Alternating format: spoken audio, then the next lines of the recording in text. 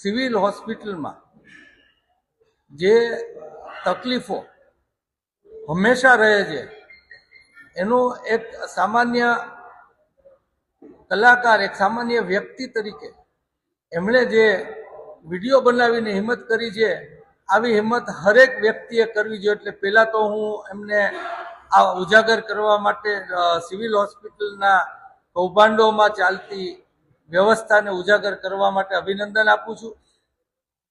ભાજપ સરકાર એના ભ્રષ્ટાચારમાં મસ્ત છે અને પ્રાઇવેટ હોસ્પિટલોના હાટડા હાલે અને ધીમે ધીમે સરકારી હોસ્પિટલો જ બંધ થઈ જાય એ પ્રકારની ત્યાં માનસિકતા ચાલે છે.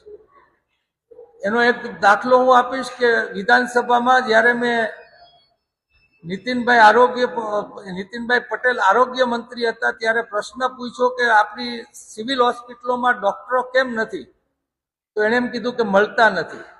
પ્રાઇવેટ હોસ્પિટલોને મળી રહે છે ડોક્ટરો, જોઈએ એટલા મળી રહે, સિવિલ હોસ્પિટલને જ મળતા નથી. આજે પણ એમને જે ઇન્જરી થઈ છે, મને કોઈ કહ્યું કે એમને સ્લીપ થયું અને માથાની ઇન્જરી થઈ હતી, પણ મને જ્યાં સુધી ખ્યાલ છે તો ત્યાં ન્યુરોસર્જન નથી, બહારથી બોલાવવા પડે. ન્યુરોસર્જન એ ઇમરજન્સી ડિપાર્ટમેન્ટ છે.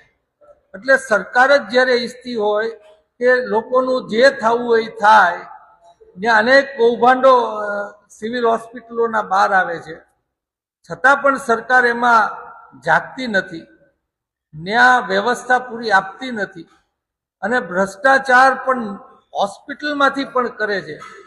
ભણતર અને શારીરિક વ્યવસ્થા લોકો માટેની, આ બંનેમાં પણ ભ્રષ્ટાચાર કરવામાં ભાજપ ઊણું ઉતરતું નથી.